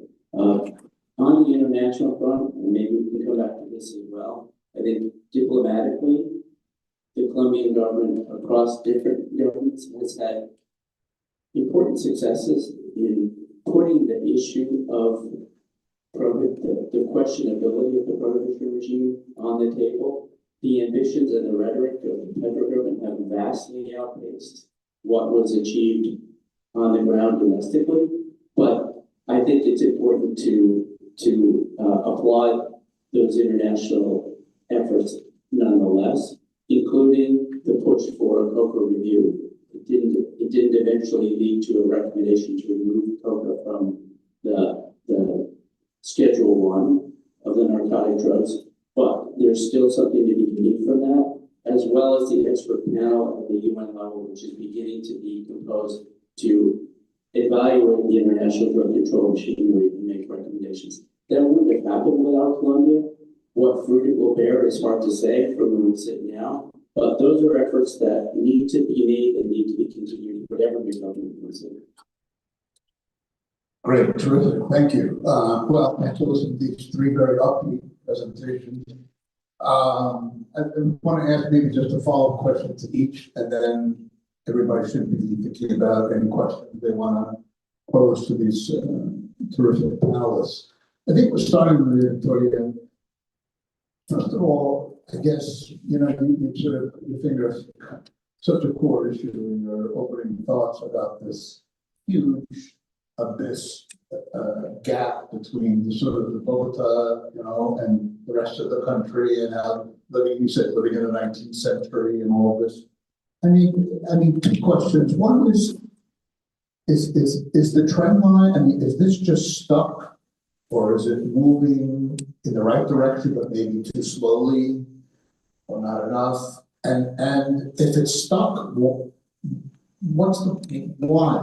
I mean, certainly people who are in policymaking positions and political positions understand that, you know, that's so essential to kind of reduce that huge gap is so essential for Colombia's progress in the future, and that's such a big problem. So, I mean, can you talk a little bit more about that? That's one question. The second question is this notion that you mentioned, the armed conflict is over, basically, and yet Colombia seems to be stuck in this kind of discourse and narrative about the armed conflict. They can't get away from it. And if you ask a lot of people today about Colombia, just, you know, what is your impression of Colombia? And one very, very common comment is, well, it's so polarized. And I think if you examine what's at the core of that polarization, it's, you know, conflict. I mean, there's polarization on social policy and economic policy, but I think more kind of differences rather than the polarization is being driven by, I think, this armed conflict. So Those are kind of another two big questions, but if you have any thoughts, that would be really helpful. Okay, so for the first question, I just have it like that.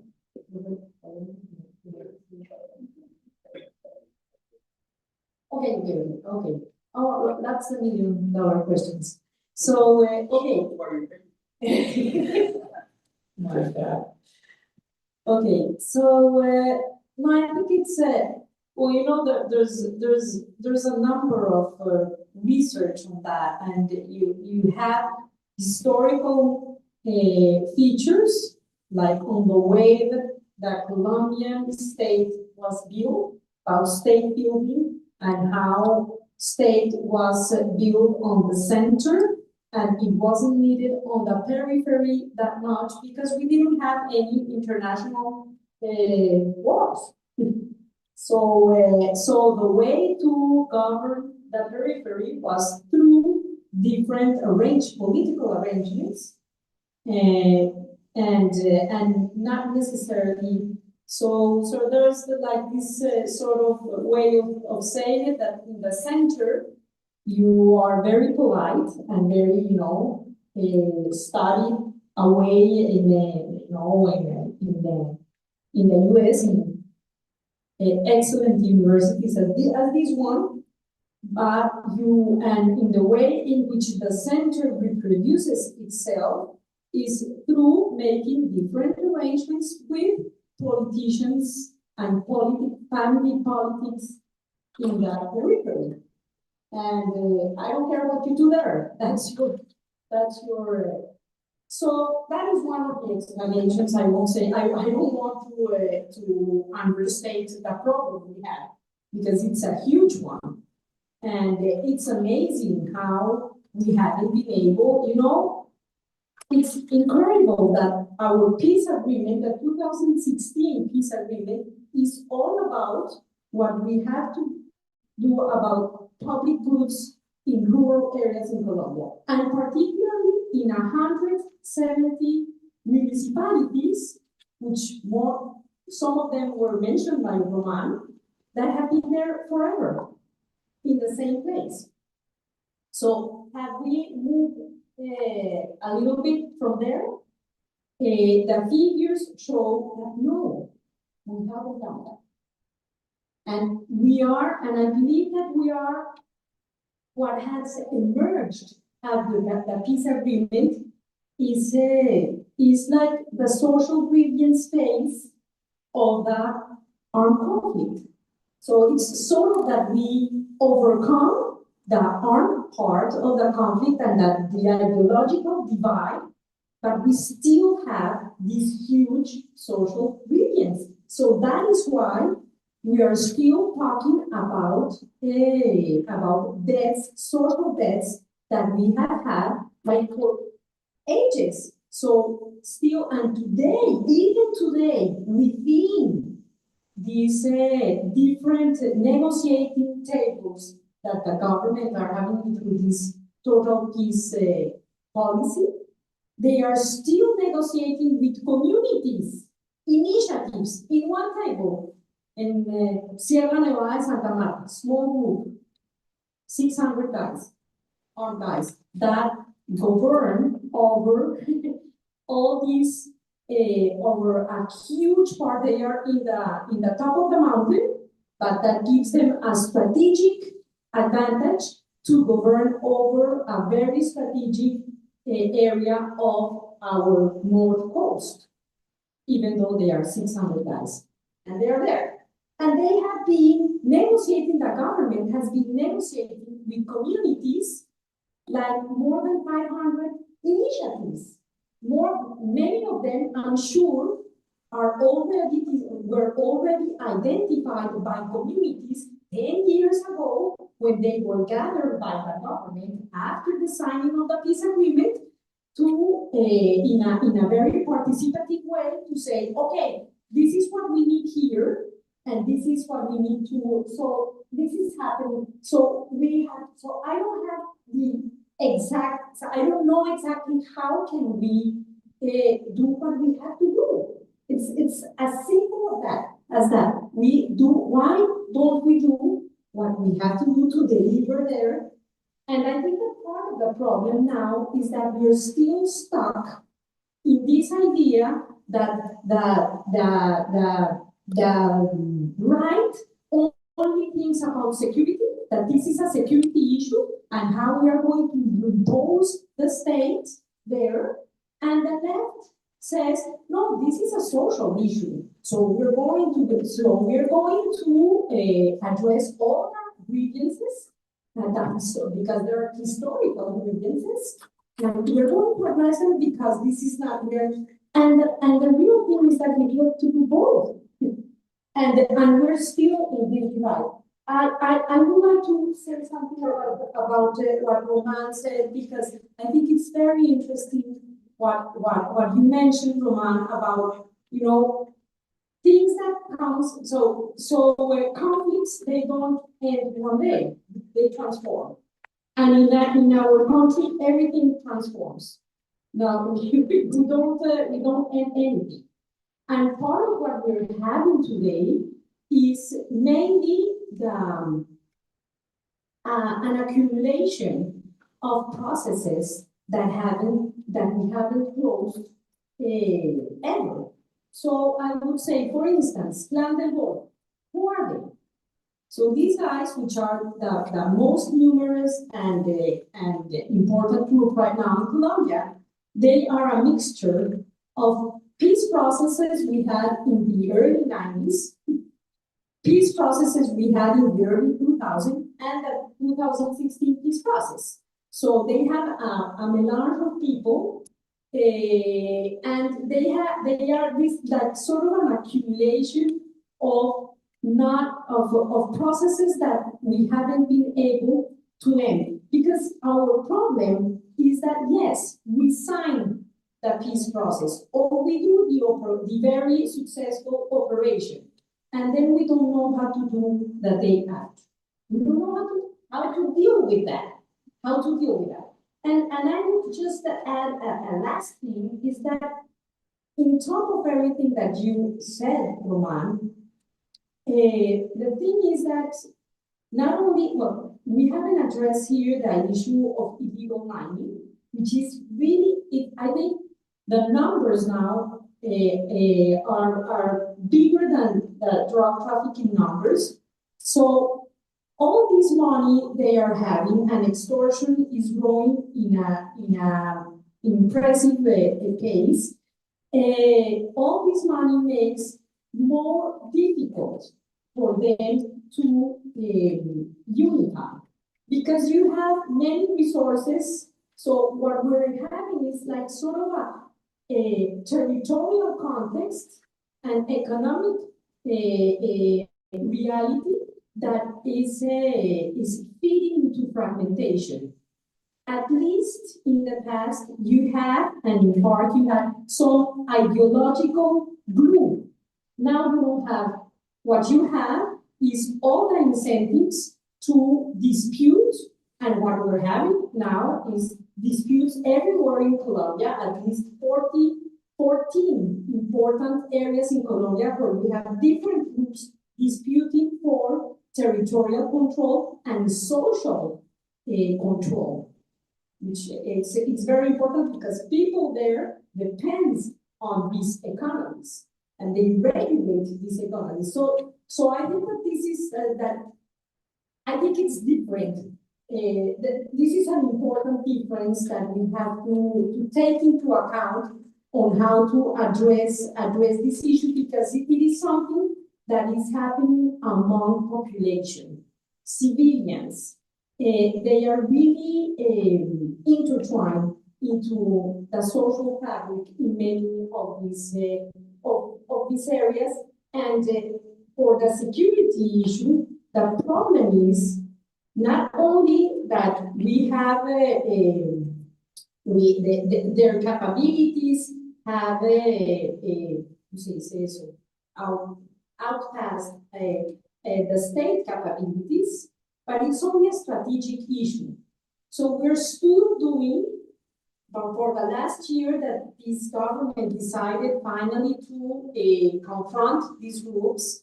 So we're still confronting them as we confronted the FARC. So bombings to groups that are most of them civilians, many of them civilians, and capturing people. We have captured during this period more than 11,000 members of these groups, and the groups grew 80%. So it's like the static cycle. That is okay, I'll leave it there. Excellent, great, thank you.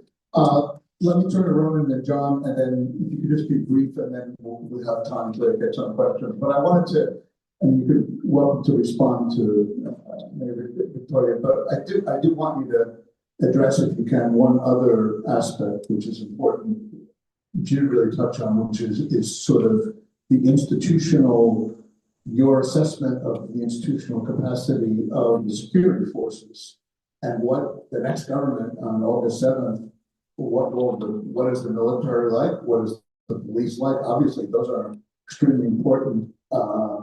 If there's going to be any success in dealing with all the challenges that have been laid out so well by all of you, but what is their state? What would, you know, if Ivan Sabira comes to you and say, Roman, what should I do? I doubt that will happen, but if that happens, you know, what would you tell him? You know, he says, I want to be successful in reducing the security problem. But let me start saying that if Ivan Federa comes to me and asks me this question, probably I need to run away. That said, let me make comments about the security apparatus. Then I want to make some small remarks about the comments made by Maria Victoria. Well, I think the status of the security apparatus, I am not going to speak specifically about police or military.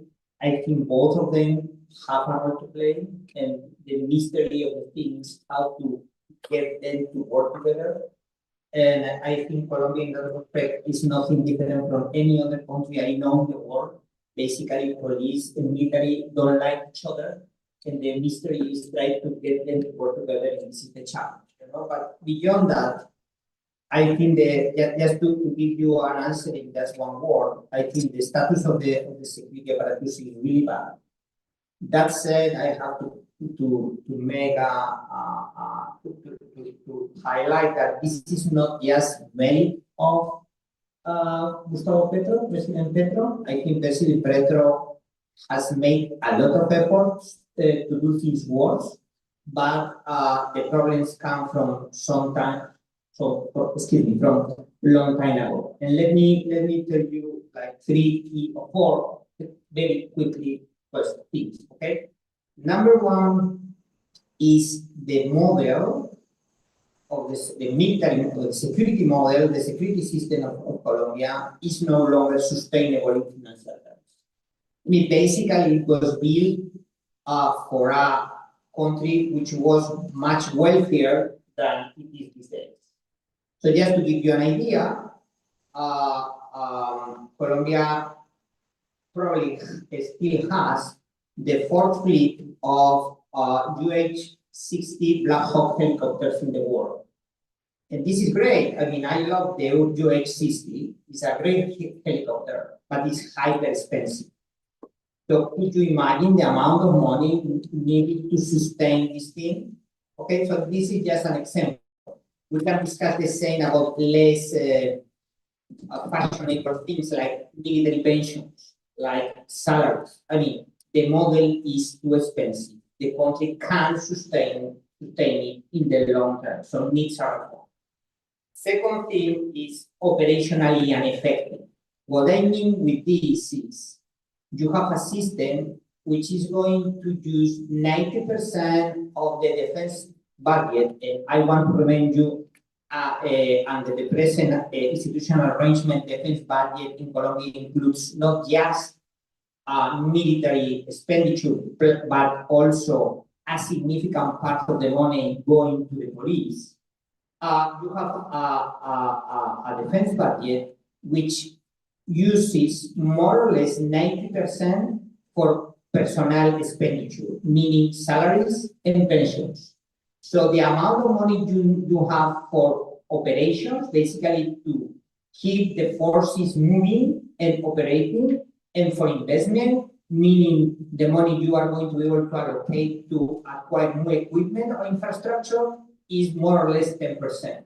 So if you look at this from that point of view, you can see the present security system in Colombia more than a kind of employment plan than an effective security force, because it doesn't have the resources to operate effectively. Third point is, from my standpoint, strategically overambitious. What I mean with this is it pretends to provide the same level of security all over the country. The idea is the Colombian security forces are going to provide the same level, theoretically speaking, of course, the same level of security in, let's say, Catatumbo than in Bogota. I mean, this is obviously not true, but the fact is the effort to keep some level of, to pretend it can provide security all over the country means a lot of resources are wasted, and finally what you get is a lot of gaps where the government is not being able to provide effective security. And my final point, and this is my last thing, is there has been, and I insist, this is not just Petro's merit, it's also merit of previous administration too, a systematic destruction of the capability in the Ministry of Defense and the General Command of the Military Forces, the Joint Command of the Colombian Military Forces, and also the police, of the planning and evaluation system. And I think this could sound like a kind of technicality, say by someone with a terrible English accent, and speaking about really esoteric security things, but the fact is you conduct operations and can craft an effective strategy when you have the capability to plan and to evaluate. If you don't have these things, you are basically driving a car blindly. And this is exactly what is happening these days in Colombian security terms. I am not going to respond to Maria Antonia, maybe later. Okay, great. Okay. Great. Let me a quick question to John, and then we'll open it up to all of you. But John, you're the director of drug policy in the Andes. We haven't really talked about the Andes. We talked about this obviously it's on Colombia, but what's happening in Venezuela, what's happening in Ecuador is not irrelevant to this issue, security issue, drug issues in Colombia. If you could maybe just talk about your thoughts about that, because the new president will have Delcy Rodriguez in Venezuela, we'll have Daniel Noboa in Ecuador, and who knows in Peru, but Rodrigo Paz in Bolivia. So give us an Andean sort of view, if you could, on this issue, on these issues. Yeah, so everything you just mentioned underscores the failures of the prohibition regime and the spread of drug trafficking across countries. No one would have said 5 years ago that Ecuador would be in the position it is now, but it is dramatically. So I think whatever new government in Colombia is not only going to have to deal with Colombia's own security problems and the drug issue, but the fact and the likelihood of overflow and cross-border issues, especially Ecuador and especially Venezuela. But the point is, the borders are fluid for criminal actors, and that is going to introduce a new and potentially explosive, literally, element to relations among those countries. We've already seen the possibilities in that way, in a bad way. I think the other thing to keep in mind is that the the new so-called Shield of the Americas, which at this point does not include Colombia, but does include, very notably Ecuador, and of course, Chelsea is in a sturdy space. But the Shield of the Americas doesn't necessarily mean that the U.S. is intent on providing sort of security assistance to countries. They basically said, you go and we'll support you. But it does suggest, especially with what we've seen recently in Ecuador, that the United States is willing, indeed, I would say, eager to have people on the ground, advisors on the ground, working hand in hand with security forces on kinetic operations. I think this is a point of sort of operational, operational success doesn't necessarily lead to strategic success. And I think we've seen this time and again, especially with the Trump administration. We can look at the Venezuela operation, for instance. It may have been militarily or as a law enforcement operation exquisitely done from an operational point of view. But the question was, what is the strategy? That's still a question, I think. I think that's going to be the case in terms of a Trump administration that's more intent on sort of theatrical, kinetic operations to take out the narco-terrorists in a way that doesn't necessarily help resolve the question on the ground in the region. And that could compound and not sort of alleviate. Terrific, thank you. Well, there have been lots to think about from these three panels. Why don't we open it up? We have about 10 minutes or so, 15 minutes, and you just tell us who you are. There's a question, maybe take a few questions, and who wants to, please? Yes, just wait for a microphone. Right.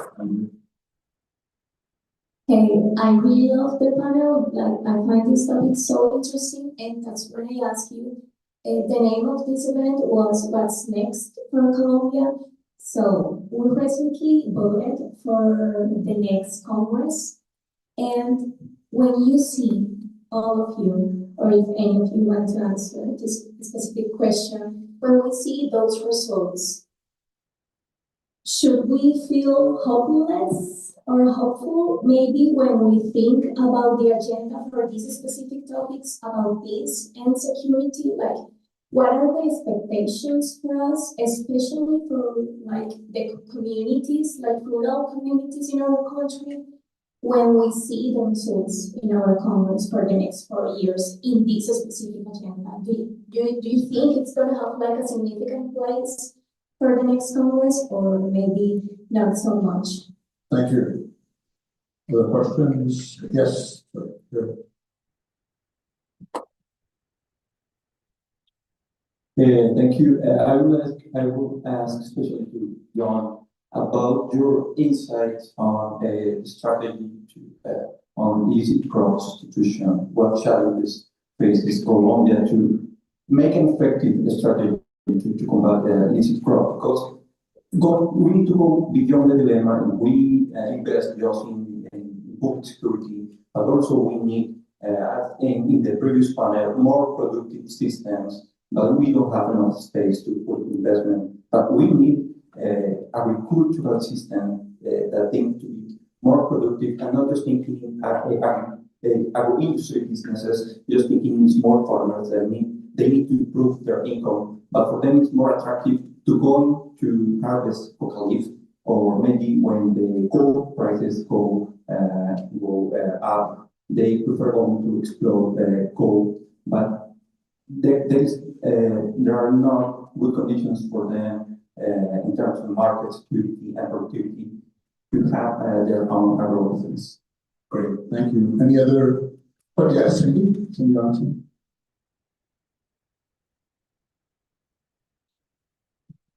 Thanks so much, Michael, and the panel for this wonderful discussion. Cindy Johnson, cross-town Johnson office size. My question is, what, if anything, is there to negotiate with criminal actors like the Colombian Fiscal? I mean, the Petro administration has had these talks in Qatar. You have all referred to the importance of the illegal economies and the motivations and the lack of ideology. Yes, there's a need for a military response. What else do you do to disarticulate these groups. Great, thank you. Any final, okay, why don't we go, yes, sir, yeah, last question. Yes, I think I would just like to draw a little bit on what she mentioned, and it's, should the next government keep the negotiations? I think this question would be to Maria Victoria, because I think you could give us an insight on whether negotiations are being had right now should go. And I draw this not from an ideological standpoint, but rather from an academic standpoint. All research on strategic negotiation leads to understand that we're not in a vantage point to maintain and sustain negotiations. But one candidate is actively supporting that, and obviously other candidates are actively not supporting. But also with the dichotomy in the sense that right is viewed as security and left is viewed as peace. But I think something that you said is something that many people have even said, and is security is not violence and peace is not impunity. And I think that's something where the next president should focus on. But I would like to. Great, thank you. Why don't we start with John on the illicit, and then we'll go to Roman, and we'll end up with Maria Victoria. I think Colombia has tried shortcuts to cloud substitution and alternative development. I think the reality is that shortcuts don't work, especially given all we've heard even today about the gaps in public goods, the massive gaps in terms of the basic structures that would be needed for a productive economy in place. And until that happens, the idea that any substitution program can lead to sort of viable economies at a communal and larger level is just going to be wishful thinking. So I think getting over the idea that there is a shortcut, and I think what governments have now inherited, the crop substitution program launched by the Peace Accord, which meant eradication first, benefits later. There are still 20,000 of those families who are waiting for their benefits from prior eradication to be completed. Now, I think the Petro administration deserves credit for getting it that far, but that suggests even in a program that is relatively contained, well, it's 100,000 families initially, it's still not done, and that was prior eradication. The crop substitution program, eventually begun by the Petro administration, didn't change that formula, still required prior eradication, and it's a relatively small number of families. So I think melding these 2 points about what I would call the focused deterrence in terms of the security approach, but also being selective about where the investments can be made most productively and working hand in hand with the security concerns and the profits and the concerns of the community on the ground. If you're asking for voluntary eradication, there needs to be infrastructure in place first. And otherwise, it's just going to be a repeat of the same failed formulas, which eventually undermine even more people's faith in the state to deliver. So I think that's the short answer. Thank you. Roman, you want to talk about, we have a new Congress in Colombia. What do you expect on these issues? Well, what I expect is a lot of political division because there are 2 completely opposite ways, opposite views about how this should be managed. So I think it's going to be very difficult. And part of the problem here is one of the, from my standpoint, worst things made by the Petro administration has been to, in a way, to put in question the legitimacy of the Colombian state, and at the same time to transfer legitimacy to thousands of different groups, which never thought they were going to be treated as political actors. So this process has reduced the legitimacy of the Colombian state. And this is something the new Congress and the new administration is going to inherit. So this is going to make much more difficult to build a political consensus to support a new security policy. And political consensus is a key ingredient which has been instrumental to make security better in Colombia when security policies have actually worked. So let me answer a couple of additional points about two things are particularly interesting for me. One is about what happened with the Gulf Clan, why they are negotiating, or if there is any prospect to negotiate with a criminal actor. I think the key issue here is not just if the actor is criminal or political. I think these are, as I said, from my standpoint, very gray areas. I mean, we have criminal actors which are, for instance, providing illegal justice and providing illegal security to community and taxing communities, So all these functions I have mentioned are also para-state functions. So it's very difficult to draw a line and saying these people is criminal, these people is political, I think the key issue here in terms of negotiation is when you have a huge illegal economies, you need to increase dramatically security pressure in order to create the incentives for the groups to cut the connection with illegal economies and to accept some kind of arrangement for the demobilization.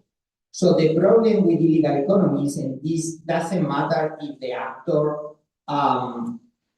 defends it is a political or a criminal actor, The real problem is illegal economy provides an additional incentive for them to continue in operation, And in that respect, this means the security effort is going to be much bigger. Much bigger first because of the point I have made about incentives. The other important point is illegal economies make much more difficult a proper and complete demobilization.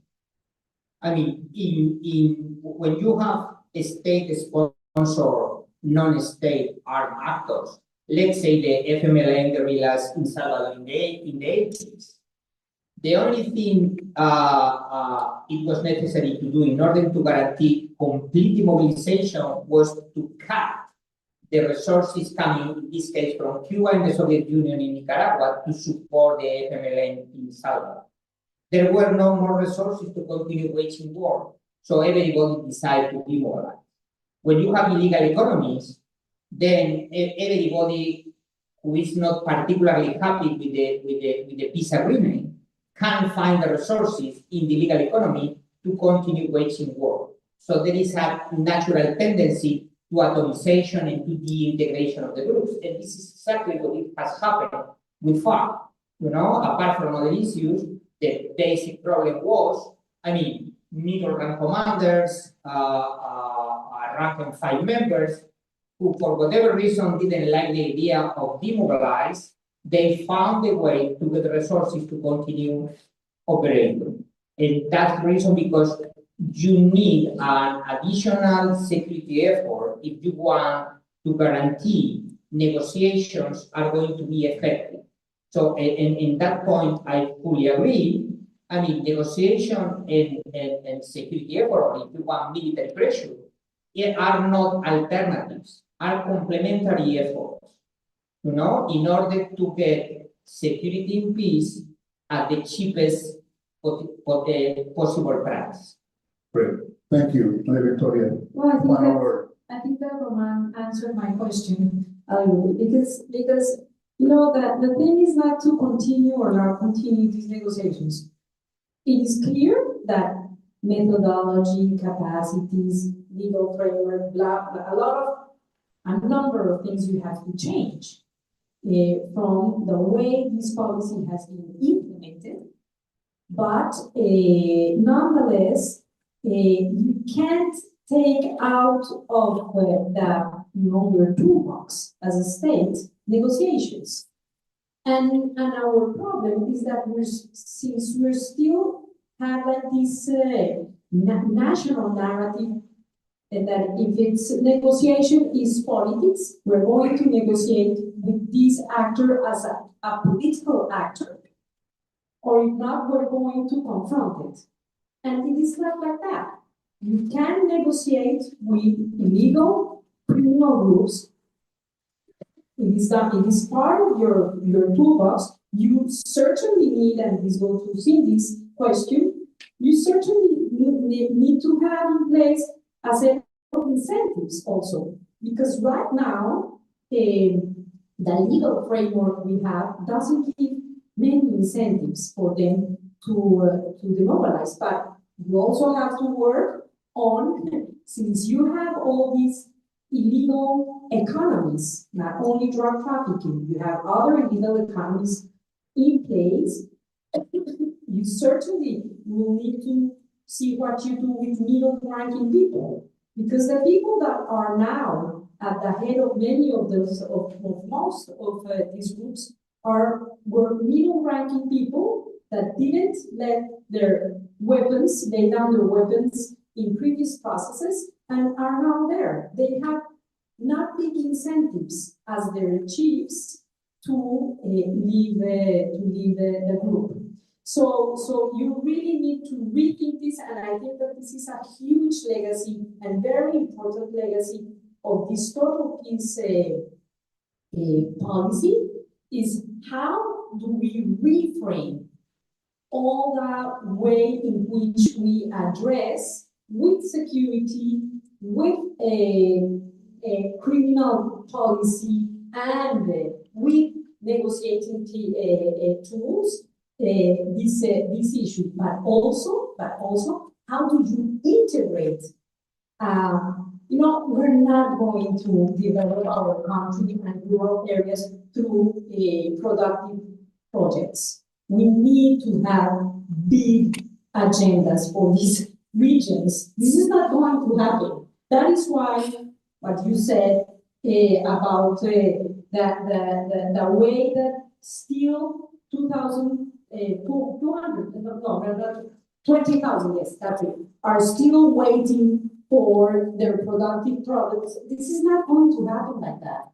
We need to have national views and national approach on how to develop these regions with their capabilities and with their communities, and how do we make part of this development the communities. We are not going to do it in like trying to impose national state and say that the state is only the state that is in Bogota. No, there is state all over our country, but we need to strengthen that state and local capabilities. Great. Well, when you wrote run for office, you'll have my vote. I like your proposal. I think this is a terrific discussion and exchange. I think the one element that connects this panel with the first panel is an appeal to a change in mindset and greater imagination, the way we think about things, the way we think about the economy, social issues, as well as how we think about security and the drug issue. And I think that's been sort of the one common thing that has run through both of them. And I think the three speakers have done a great job in being very realistic about the obstacles that the next administration will confront, but also trying to lay out some vision about where things should be headed or might be headed, and the options and choices that they'll have to make. So again, this concludes the conference. Big thanks, huge thanks again to Denise and Caitlin, and to the Alejandro and the Institute for this conference. It's such great programming, and thank you all for coming. And please join me in thanking these terrific panelists today.